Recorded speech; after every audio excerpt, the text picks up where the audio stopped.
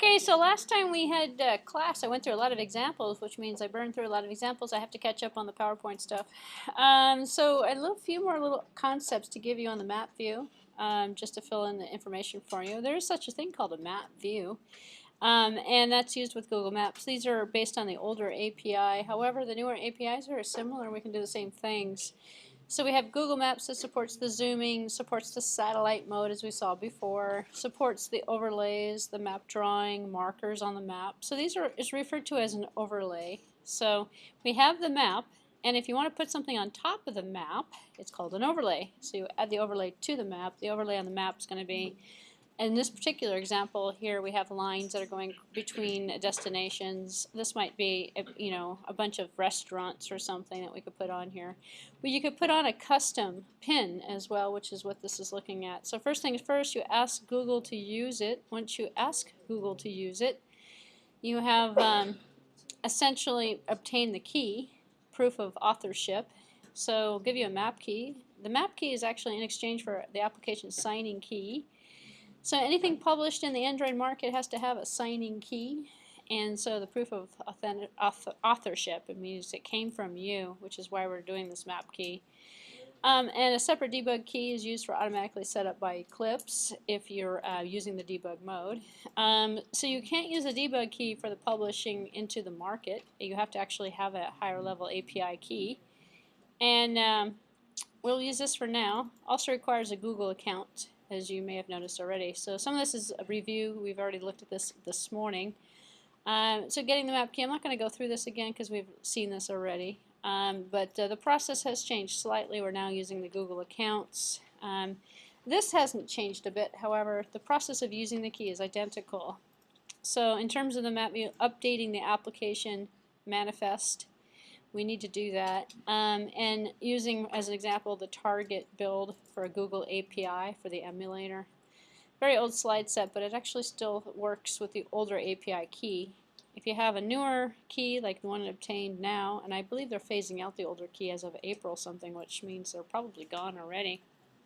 First part of April, they discontinued the use of it, or the support for it, I should say. But in this particular case, we're looking at the Android manifest, and we're looking at the uses library with an Android Google Maps. Well, this has changed slightly because we're using Google Play Services now, but we still have to say, let the Android know that it's okay to use it. You also have to let the Android have internet permissions, which is how it's going to authenticate the key, and which is interesting. And then when you're using the map key, you need to add this one as well. So you have the API key, and this is the API key. You can tell the API keys look a little bit different than they did before. And in the past, we added them to the map view. Now we add them to the manifest instead. You can also add it this way as well in legacy code. If you find the legacy code, it just means the app key is done differently. All the programming works the same way. It's just the app key technique that changed around. So in terms of the big picture, we can use a legacy library, and this is the older way of doing it with map activities. There's a couple of different ways. I showed you a completely different way of doing it. This is the older way. So the map view can only be used within the map activity. So you should extend map activity instead of activity. We extended a different activity, but it was essentially working off the same concept. Here we have activity, map activity, and then we have the start activity. And so in terms of the map activity, you have to implement two functions as a subclass of it, where we're going to be left abstract from the implementation. Map activity is an abstract class. So in terms of that implementation, what you're looking at is implementing for purposes of, let's say for example, is route displayed, is location displayed, getting at certain pieces. These are two booleans. They're good for accounting purposes. So asking for, is the route information being shown as part of the map? Is the location information being shown as part of the map? Certain things we want to basically set as parameters. Implementing them as returning true or returning false is appropriate for your application. So if you go through some of the older tutorials online, you'll see this map view and map activity being represented correctly, or being represented in a lot of different ways. It seems to be a more straightforward way of doing it. Now with the Google services, what I showed you earlier probably is more universal, because once you add the Google services to as a project, you can just link to that project, and it's more modular. So the map view has functions to allow setting and querying of general map appearances as well. These settings are the same as we saw before, setting the satellite view. You can also set the street view, which is going to show you a house location. So turning on street view, we have the blue lines.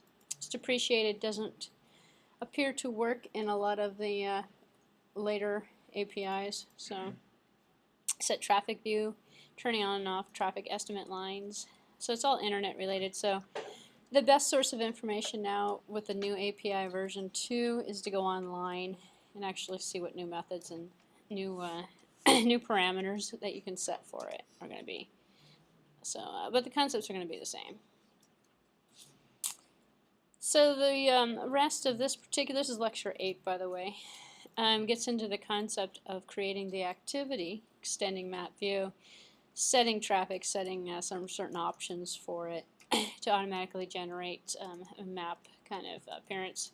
So we have a map view and a map controller as a concept. So think of this in terms of your application design. You can have a controller object that works with the map that will essentially provide all of the functionality for zooming, for finding locations, for setting longitude and latitude for different locations that you might want to display on the map, and also providing the overlay or something of that nature. So to change the location being displayed, you need to access the map view's map controller. So we can actually go map controller is going to be equal to new map view here, .get controller.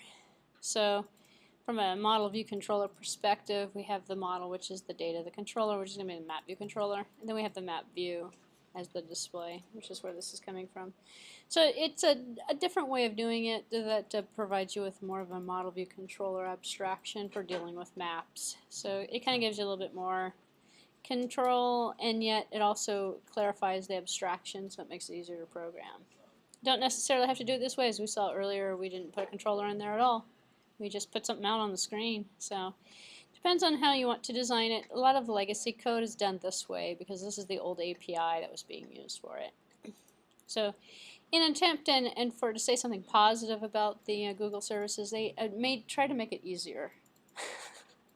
I'm not quite sure they accomplished that task, but it was an attempt to make it easier. So Geo Points. So the map still views. The map view still deals primarily with Geo Points. So Geo Points, in terms of the concept, gives you the longitude and latitude location or points. So here we have a GPS for WFU for latitude is equal to this, longitude is equal to that. So we have a geo point that equals the longitude and the latitude.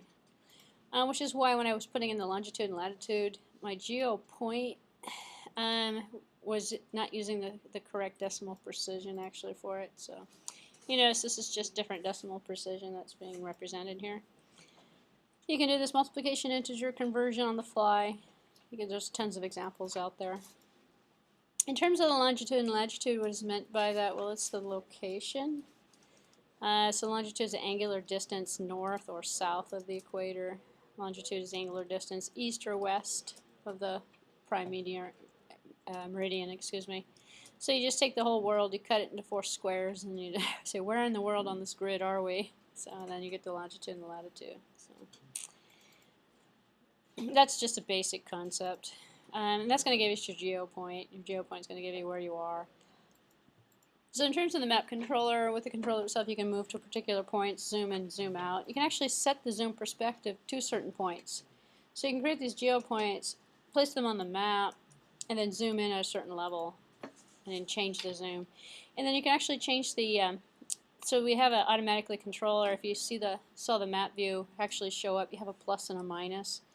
Or you can use gesture control to zoom in and zoom out into the map. You can actually set how far you zoom and how far you zoom out, the distance for the gesture, and also for the clicks on the plus and the minus.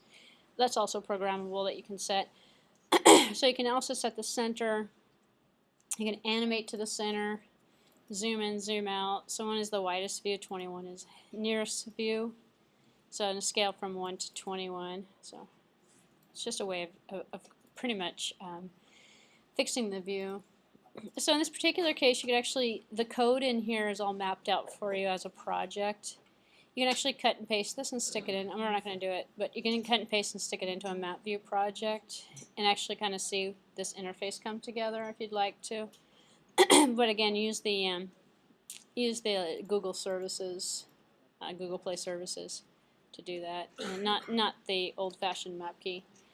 But here we have the you know, a nice simple interface. In fact, this would be fairly easy to put together, where you're going to put a longitude and latitude in there, and then have a little button that just takes you to that location on the map, which is pretty much what you're doing in the restaurant app if you're going to put locations in there. So there's also a way of calculating the geo point on the fly from clicking on a map location, or also using an address.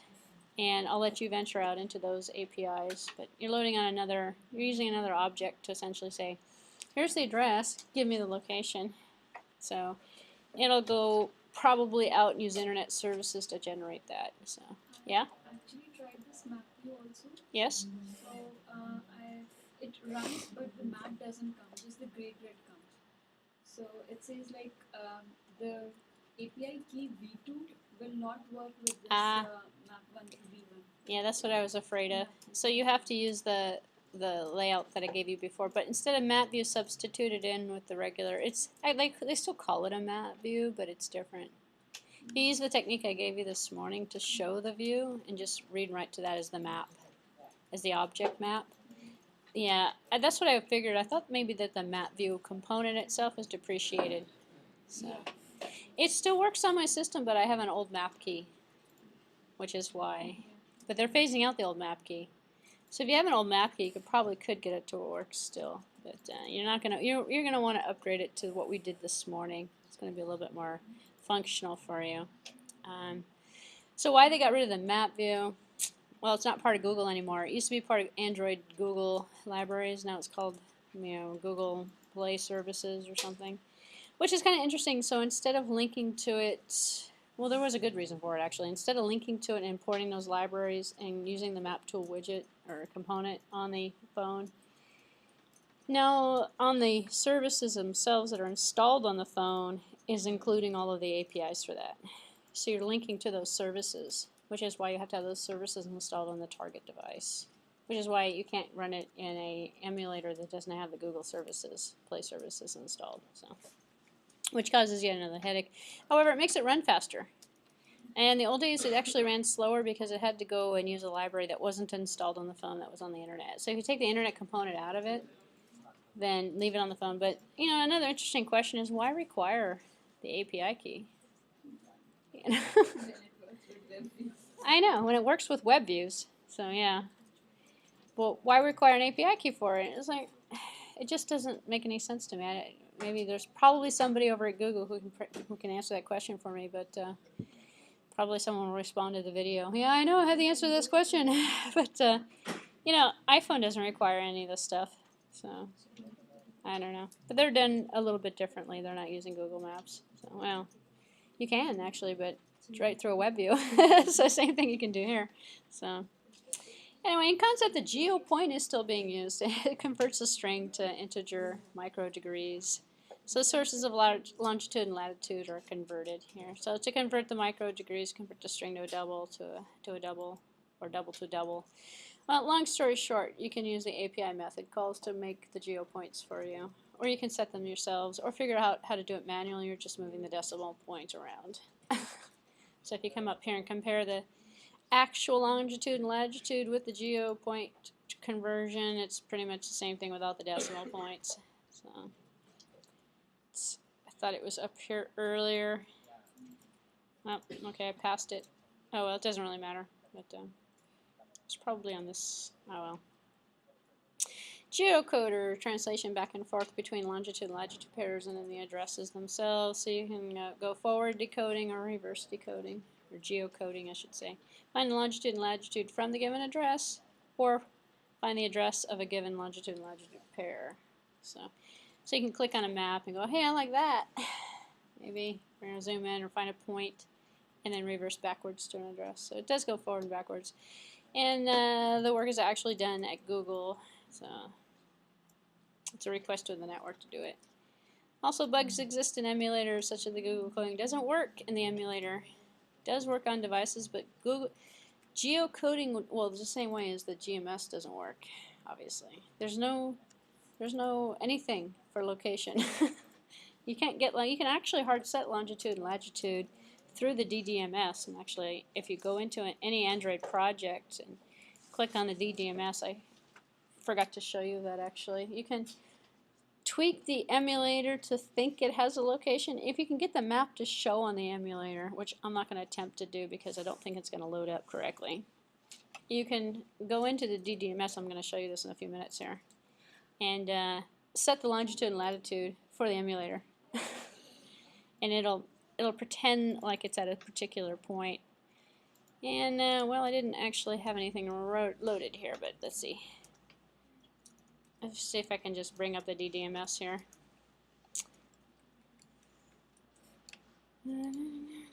Let's see. No, I don't have a project loaded, but well, if you load one up, you'll see it in here. It's just the same area as the SMS. If you load something up and have it running and click on the emulator device itself, it's right underneath or above the SMS messaging. You'll see it. Actually, here, let's just load something up. I have to load an emulator.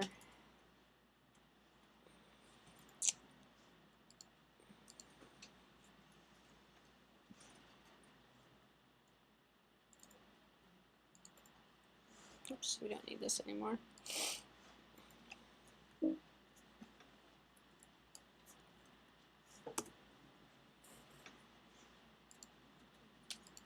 Let me show you what I'm talking about.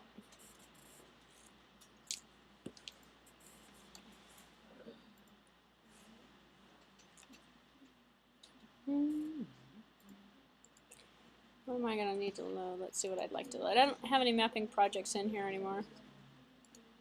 Let's do this one here.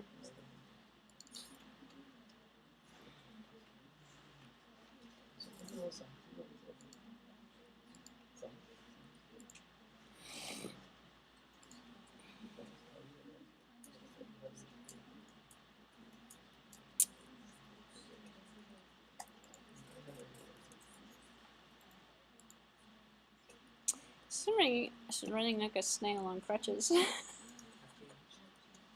This is the snail after lunch. This seriously is running slow. What's wrong with this?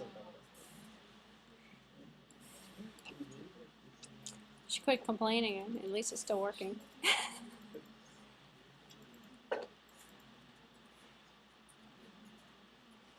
Any moment this will load up.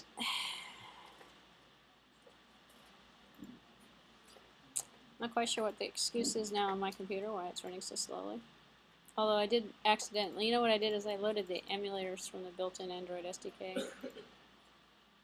It didn't clear, it leaves garbage. I didn't clear it out, which is probably why this is taking forever to load. No, it's not using the internet. That's also another source of problems. Oh, there we go. All right.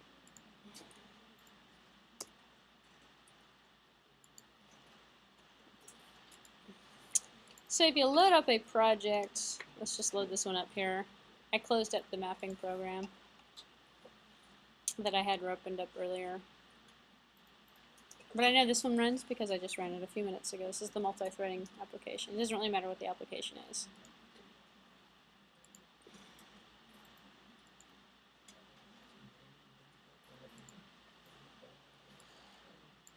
I'm waiting for the screen to come up so I can pick the emulator. It'll be interesting to see if it shows up with the VirtualBox emulators, because I know it shows up with the built-in Android emulators, but I don't dare to run an Android emulator.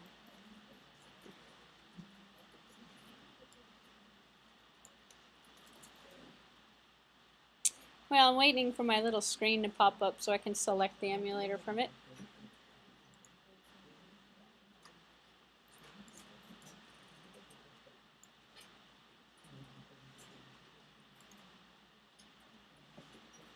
Well, the emulator's loaded, so I'll just click on that one then.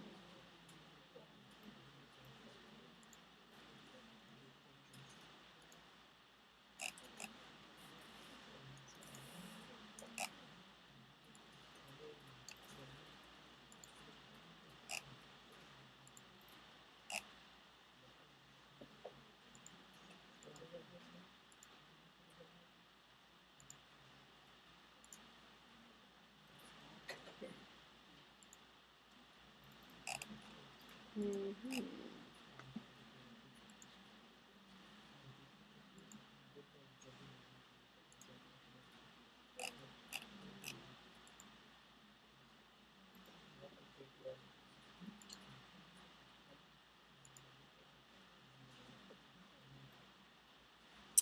Well, good question.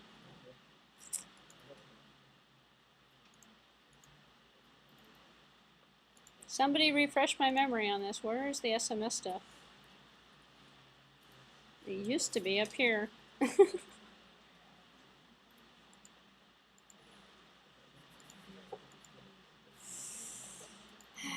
Could be the possibility that I don't have it part of the project, which could possibly be causing the problem, or the fact that nothing's loaded yet. It's loaded now. Okay.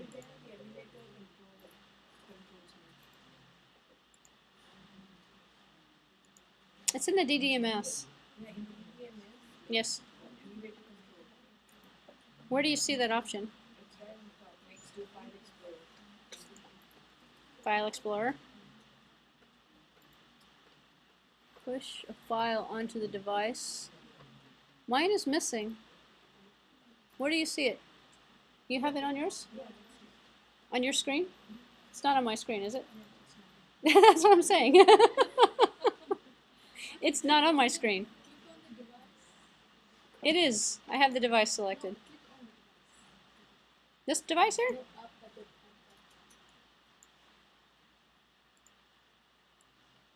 You know what? I believe this is a problem because I'm not using the built-in Android emulator. It's not going to show up.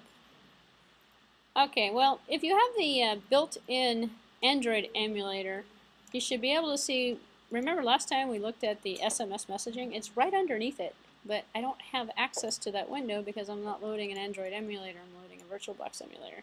There's something up here, however.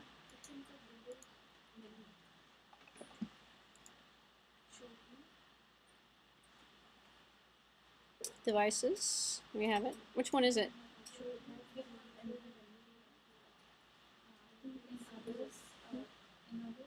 It must be in others. No. Emulator controller. That's what I wanted. But why was it not there before? I don't know. In here we have longitude and latitude, or we used to. Let's see. Let me scroll down. There it is. This is what I was wanted to show you. So you can send the longitude and latitude. I don't think it's going to work because of my emulator, but you can send, if you have a connected supported emulator, you can actually send the longitude and the latitude to the emulator and make it believe it actually has the GPS control over it, or GMS control. So, long story short, thank you for getting my menu option back. So I don't know why the window got closed, actually. Kind of odd, but it's not going to work with the Android VirtualBox emulators, but anyway, the point of showing you that, now my fan's going off, so I'm going to shut this down here. The point of showing you that was to emphasize the point that you can emulate it. However, I've never been able to get my emulators to actually support it. So, Geocoder needs an application context, activities running in, and locale information, the language itself appropriate for it. So you can set the locale to get default or locale to English as an example. And then you can create a new instance of the geocoder to essentially provide the functionality that you're looking for. So, in terms of using the geocoder, the main methods to request the geocoder to go forward and to reverse the geocoding is either to get from a location string and a string address, or to reverse it, give it a longitude, latitude, and come back with it. Get from location, get an address that comes out of that. If no matches are found, it returns null, which is not an empty list, it's null, so you can check for null. And if it's null, then you know that there is no, it's a bad address or something, address doesn't exist. Or it couldn't bring back any locations for some reason. Maybe it's not available. So you have to wrap everything around a try-catch, which is not a bad idea anyway. So you can try an address and then catch an exception. If it's going to come back, it's not going to come back with an exception, it'll come back with null, and then you can figure out how you're going to work with it from there. You can also create a list of addresses and represent them as street addresses with city, zip code, and country, and then use that to get the geolocations. For the purposes of the assignment that you're doing, you can hard set the geolocations. All you do is find the restaurants you want to put in there, and then go to the internet, find out what the longitude and latitude is, and then hard set them in as two values.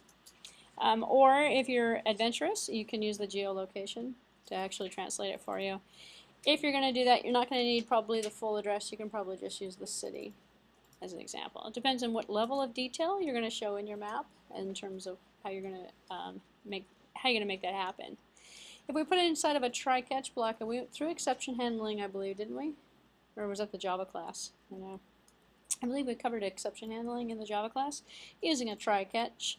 And if that is the case, what we're looking at is an exception or an error that's going to come out. So the detection and management system looks like this. Very similar to C or C++ if you're familiar with that, where we have a try block. We put something in there, like see if you can find the geolocation, the longitude, latitude for this physical address I'm going to give you. And then if it comes back null or you get an exception that comes out of it, then you can do something with it. So common uses of try block is for file I/O and for network I/O. I'm actually going to talk about file I/O and network I/O next as well. So forward and reverse geocoding here, address to coordinates or coordinates to address. If you look at the particular example, and this example is still out on my website, however, it does use a MapView, which is a legacy component. So you'll have to translate it over into a more current implementation. So if an address is entered, the forward geocode it and zoom to the map of the coordinates that are available for it. So I'm not going to go through the code because you're either going to use this technique or you're going to hard code it. And if you're going to use this technique, you're not going to read and write to a map view. You're going to be using a slightly different approach to it. It's the same stuff for the geocode, but the map views and the controller, map view controller, is not going to exist. So it's probably better if you find a more current source code example for this particular one. So let me just skip through that. Alright, that's what I wanted to show you in regards to the mappings features that were associated. Another thing associated with the overlays, I thought I would mention the concept. The overlays are the same. An overlay is another object that you're going to stick on top of the map. That's going to be a GUI component that's going to show pins, or it's going to show lines or things to direct the map. It's called an overlay because you're putting it on top of the map, which is how you're getting the information on there. Even the marker is an overlay marker. So they provide the capability of adding additional information on top of the Google Map view. Also works on the newer way of doing it. Clickable, allowing a presentation of information. Can have multiple overlays on top of one map. Obscure, they can hide parts of other overlays. And clicks are passed through the overlays as well. So this is the concept. This is what an overlay would look like. Also, being able to click and capture events on the map, and then on a click, you'd have to use a listener actually to say on a particular selection. You could put some items on the overlay perhaps, and then, if you clicked here and then clicked here, it would maybe calculate directions for you or something. All those services are available for you through the Google Play services, so you can actually do maps for routes, bus stops, restaurants, gas stations, certain common things. So here's an example of a bus map app that employs 3 different overlays about the route itself, the bus stops, and the current location of the bus. Here's a bus right here that's working through there. So click on the bus. Clicking on the bus stop star provides a pop-up display that shows you where it's located. This is actually quite easy. You can just put up a toast message when you click on a marker. I can tell you. So in terms of creating an overlay, the overlays are written in your own independent class. So you're still using the same concept as before. You extend the overlay class, and it requires you to implement 2 methods: the draw and on tap, because you're picking up a tap event. So when you touch the marker, the bus, or whatever it is you're putting on the overlay, it's not a button click, it's a tap. So you're responding to the user's click on the overlay. So in terms of the draw method, it's going back to what I showed you before in terms of the draw. We looked at this one last time we met, actually. The drawing of the circle. Remember the circle that had a text inside of it? And, I think the circle was pink and we changed it to green or something. I don't know. It was a circle. And so the canvas is the reference to the transparent background, a 2D reference. This is 2D draw libraries or APIs. which we've actually kind of looked at already. So we're using that to draw on top of the map view. And then we're adding in a listener to pick up the taps that are going to be on the draw components, which is actually very similar to what we did in the draw example. If you need a little refresher on the draw example, it's actually out here in the components, if I still have internet access, which I think I do. There it is. I had it open a few minutes ago, so let me open it back up again. It is in the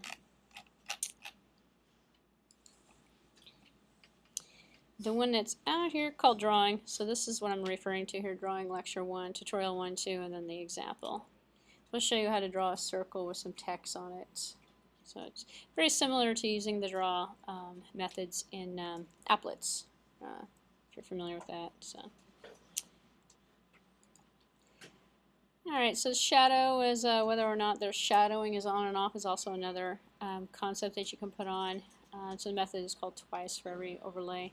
First the shadow is set to true, and then the shadow is set to false if you turn it off. So the concept being you can have something darker or lighter on top of it and put shadows on whatever images. Basically you're drawing images on top of an image. Well, it's a view, it's not really an image, but it's still showing you another image. So, in terms of the projection, the canvas is a 2D object with pixels labeled for each one of them. So we have the pixel of the class, point class X and Y. This is what we did in the drawing example actually.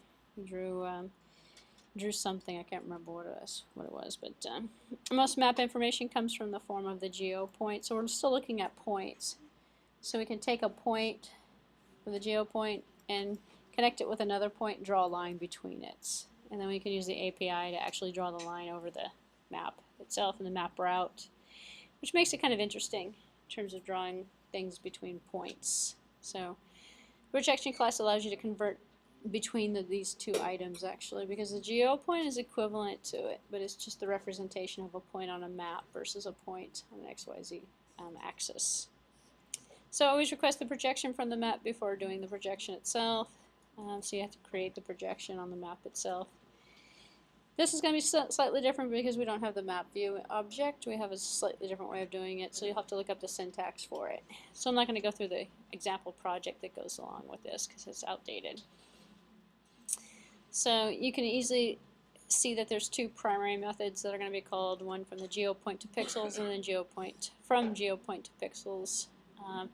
From the point output option is going to be equal to, well, projection goes here to whatever pixel location we're going to have to whichever next pixel location we're going to have. So basically going from point to figure out something about those, about the relationship between them, maybe usually the distance between the points or information regarding the points. So then you add the overlay to the view, instantiate an object of the overlaid, add it to the component itself, and then it just rests on top. It's kind of like an image view actually. In fact, you can put overlays on image views as well in the same way. You can put something on top of an image. As an example, I've seen this done quite often. You put a big old map of, let's say, California out there, and you put an overlay on top of it, and the user taps on things on the overlay, and then it responds to it. As an example, it might be different store hours for different store locations or something, or maybe just store locations. So when you touch on it, it tells you, hey, this one's on this street, and this one's on that street, kind of thing, which is kind of easy to do. It's using an overlay concept as well. So that's how you get items, additional information onto the map, is using an overlay. So request a map completely redrawn, indicating that it's out of date. You can actually do a post invalidate. We did post invalidate when we looked at the drawing example. So all of the code for the overlay is exactly like the drawing stuff. You're using the 2D draw methods to create the overlay. Here's a simple overlay example. This code again will have to be slightly different because this one's based on the older API. The goal here is to draw a circle at the initial center point of a university finder.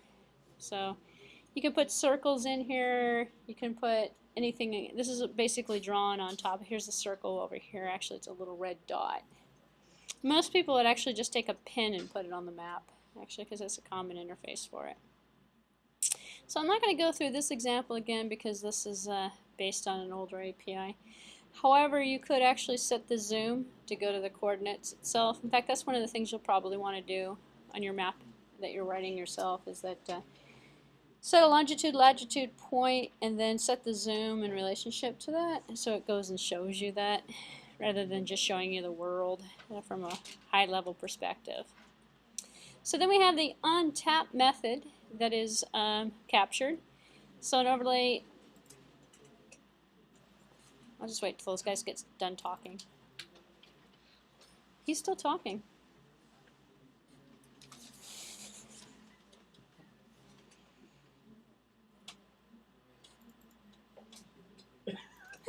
Yes, you noticed. If you could take it outside, that'd be great. Thank you. It's like, how long does it take? Okay, the on-tap method. An on-tap overlay. So an overlay that can be tapped or clicked, triggering the event. You can actually do this on your GUI components in general. So the code triggers is on the on-tap method. So just write that method. No listener to implement. So often used to display information associated with the overlay. Probably with a toast message. So the overlay on tap method, here's just a generic implementation of it as an example. The tapped point, you can figure out, well, what was tapped, what was it, maybe it was associated with a pin or something that you had put on there. The general instruction is going to check the tap point. Is it your point of interest? What is it? Remember the overlay, receive the information that was taken from it, respond to it appropriately for the point of interest. It might be giving you driving directions, it might be showing you the address. It might be something associated with the functionality at that point. So here's an example here of a toast message that gets put up when you tap something. So the toast are short-lived dialogues, if you haven't heard of one yet. So you guys know what a toast message is, I hope, at this point. So you tap on something, shows up a little toast message. So simplest approach to use to construct one with using a static toast message and then show the message. So don't necessarily need to go through toast because we have already seen that a little bit. So, and I'm not going to go through the overlay example or the itemized overlay example either. So you can kind of use that as a reference if you would like to use an overlay on your map. So let's see. Trying to keep myself organized. So moving right along. I just want to see if there's anything in here. I don't necessarily need to cover this one either, except for the drawable resources that we might want to use. So oftentimes overlays have drawable resources. Drawable resources are going to be images. Even the pictures of the pins, like red pins or markers. Red, blue, green, all these little markers. So you can stuff them into the resource folder and then actually use them on the overlay. So they can be used from the general file system itself, and import dialog and navigate to the folder itself containing the image and choose the image of interest. In here, what we've used is this kind of star symbol that has been showing up on here's an example here. These are images that are stored. This is one image actually that's stored in the drawable resource directory that can be used in the map and on the overlays themselves. So it's often times you'll see them reusable. So it's actually kind of fairly easy to use it. So here's an example of placing a star marker on a library as an example, and then here's one responding to a response to a tap by representing the building name and a short description. So, which is kind of like a nice way to do some sort of an interactive map display of something where you're trying to show somebody where something is. So, let's see what we have here. Sensors. So we also have sensors that we can use, especially in terms of, okay, so to put a map out on a display is one thing. To actually have it respond to the environment, to your location services, is another. Location services changed in the current API as well within the last 3 or 4 API level, I think like 13 or above or something, which would be Android 3 or 4. which is kind of interesting. But most of the sensors are still the same. They're just implemented a little bit differently. So if we were looking at an example here where we had the My Location overlay, this is just a concept example of how you would be able to create a location. So there's used to be a built-in overlay, no longer. Instead we have location services that replace this. So it automatically stores the location of your phone and plots it to the map. Also part of Google Play Services. So now, in fact, I think it's overkill because now every time you turn on an app, it says, would you like to use the location information? And then you have to actually read and write to the location information now instead of having to use an overlay that was built in. So they took away all the built-in overlays. They replaced everything with the Google Play Services. So now what you're doing is the same concept, but you're reading and writing and asking to the service that's already installed on the phone. Supports compass directions, also supports recentering of the map if you move off the screen. So it needs GPS support, and it also needs GPS permissions to be added to the app. So if you're going to use the location services through Google Play Services, in fact that's one line of code, you just turn it on. So right in the onCreate underneath your map you put turn on location services, look it up. I don't have it in this lecture because this is based on the overlay. So there's no more overlay. So now we have location services, which everyone, if you have a Google phone or Android phone, you're familiar with this already. Also kind of similar concept on the iPhone. But long story short, you have to yet add another permission to the manifest to allow not only the internet, but now location, using your GPS. Which means the emulator is not going to work on it either. So we have location sensors. So one of the coolest things to do actually, which is kind of easy to do as well, is turn on location services, put up a map, and then put a little marker on your current location and then walk around. You have to walk some significant distance in order to see yourself move, or zoom it in so you can see yourself move, but like a couple blocks down a street would actually show something. And then you can watch yourself walk down the street. You can upload that and share it with a cloud service, and then you can pinpoint other people's locations. So there's a couple of apps actually in the Google Play Store that Google Market that has they're kind of like cyber spying or cell phone spying. You turn it on and it records. It's for you want to know where your child is, you want to know where somebody else is, you know. Yeah, who doesn't carry their phone with them? So it allows you to kind of check, and it's using this kind of sensor. So the only problem with this is it wears the battery down on the phone. All of the sensors on the phone wear the battery down significantly. So you're not going to get that much of a life out of the charge, I should say. However, if you really want to cyber spy on somebody, you have load the app onto their phone, sends it up to a cloud, records their location constantly, and you just go check it. In fact, this app that I'm thinking, I can't remember the name of it, you can pinpoint, like put several people on there and then watch them move. What's it called? Latitude? In Android. Yeah, in Android. Yeah, yeah, Latitude. And then you can watch all these people move around. You just be really bored and you want to cyber spy on people, you can just watch people. But you do have to register.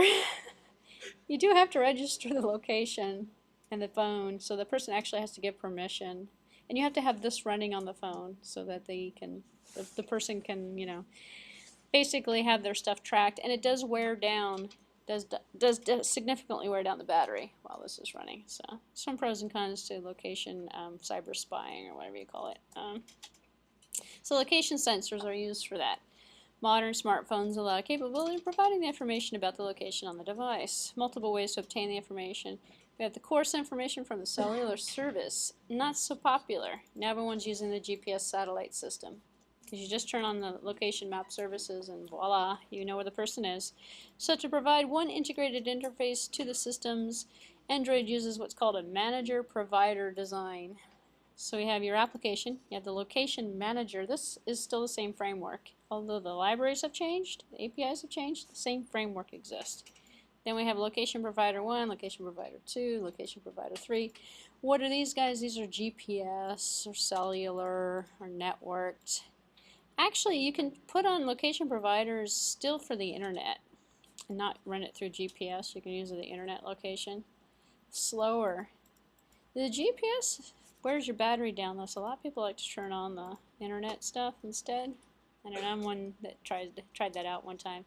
And it's okay. It's just a little slower than a GPS stuff. GPS stuff is always faster. So location sensors are used for that. Location sensors is gaining personal information about the user, requires explicit requests of the permissions. To access location information, you have to turn the permission on. In the Android manifest, you request the permission by either with the access find location or access course location. Those were the two options we added in that project we did this morning. Find implicitly includes course. So what do you really need for the app? You just need those two lines. You need the internet and one of the location finders. And then we have location providers. Almost every phone supports the following two providers. GPS, which is probably the most popular. So location manager.gps underscore provider. So remember last time, it was only a couple weeks ago, we looked at content providers. And we did one for the address book, and we did one for, I can't remember what else we did it for. Oh yes, the the settings for the phone. Brought up the settings, a whole list, an array of things that are stored by the settings option. There's also one for GPS provider. So we asked the content provider for the location manager. Instead of the contact manager, we look at the location manager and we get, well, who's the GPS provider? And then we say, turn it on or turn it off. Or we get the information from there. We can also get it from network provider. So we can get the network cellular minutes. You can write an app actually that looks at the phone and tracks your cellular minutes that you've used perhaps. Or it pulls stuff out of the network provider, some of the information like the signal strength or something, or this is all coming out of content providers that we looked at last time. So right now we assume that we will use GPS. I don't know if we're going to come back to the other ones, but location information, a couple of different ways of getting that request. Only the known location may be very out of date. Because here's the thing. In fact, it used to be that you can make changes to these settings. Now they're pretty much set on defaults, and there's not too much you can adjust with that. But in the old days when the GPS really used to wear the battery down, you could turn it on, turn it off. You can still turn them on and turn it off. In fact, you want to turn, if you're not using Bluetooth and you're not using GPS, you're not using the network, turn everything off. You'll get much better battery life. But long story short, it doesn't update simultaneously. The more often it updates, the more often your battery wears down. Because every time what's wearing the battery down is the update. So it has to connect with the tower, it has to connect with the service and update itself, save the information. So if you're getting the last known location, it might be slightly out of date. Or you can turn on a listener for it, request to listen to the location updates, and then change the frequency of the updates. Then you can really see how fast you can wear the battery down. By constantly updating it or constantly leaving it on. You can do this experiment yourself. Just put on one of those walk from point A to point B and watch it and walk. In about 15 minutes, you'll have like 50% of your battery life gone. Because it's constantly updating with that GPS service, which is going to wear the battery down. So what they need to do is put like a cellular, if you're outside walking, put like a cellular charger while you're walking, so you can charge while you're depleting, maybe. I don't know. So the other option here is listen to the request to listen to the location updates, which is coming from the content provider. And you can limit the rate at which you arrive every X amount of time, every Y distance from the current location. So, and here's your information, your location information. What type of location information that you get depends on what you're asking for in terms of the location object that you're reading it from. And this is the same as we're getting from the content providers. So we can get accuracy, get attitude, get bearing, get extras, get latitude, get longitude, get provider if we wanted to. See, those are methods that we can run. If you click on the link and go to the androiddeveloper.com, you can find more updated for the current APIs. This is, I think, based on number 3 or so. In terms of getting the location information, we can get a reference to the location manager by going location manager, creating a new instance of the object, get system service. We did this actually. In one of the examples actually has this.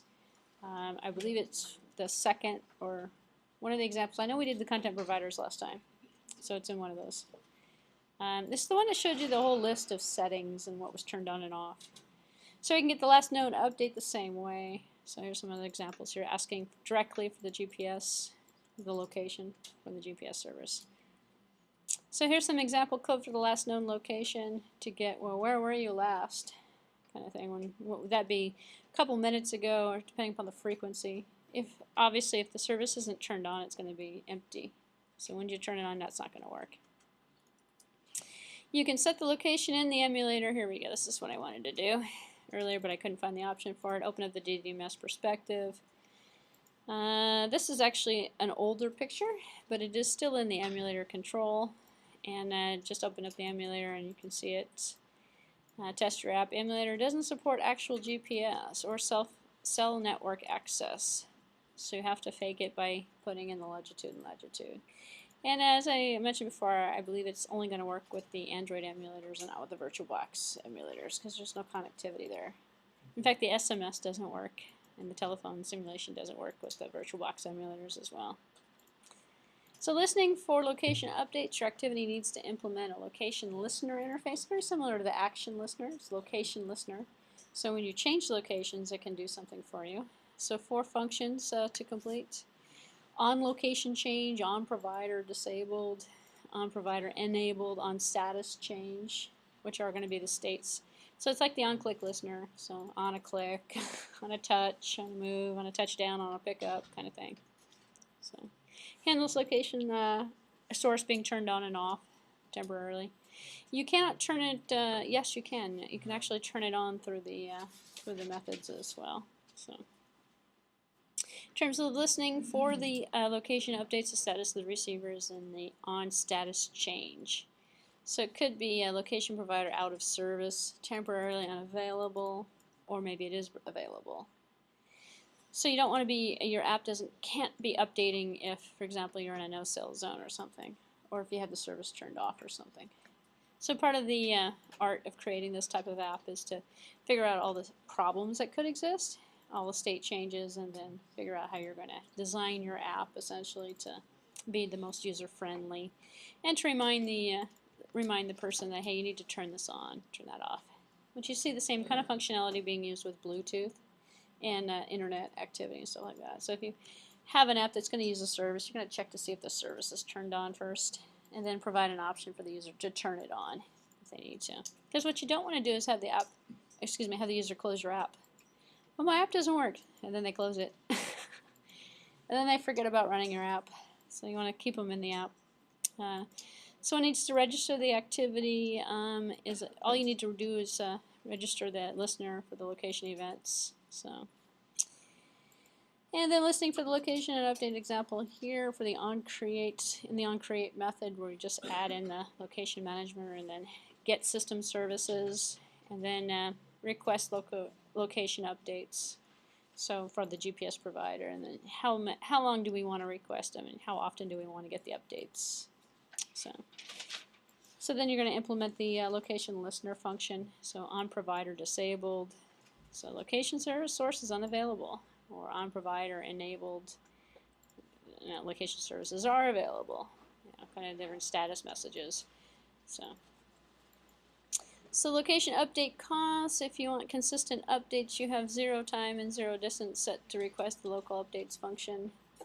Location updating is very expensive in terms of power, as I mentioned before, so especially GPS, so consider setting those variables at a reasonable value. You don't necessarily want to be so up to date. Even still in the modern day phones, it will definitely wear your battery down. You're not going to put a consumer's not going to run an app on the phone that's going to wear their battery down significantly.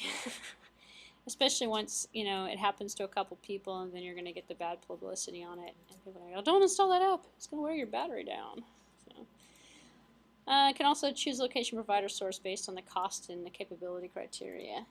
Meaning, it can give you a couple of different selections in terms of, do you want to use the internet? Do you want to use your GPS? Do you want to use what most mapping programs are doing nowadays?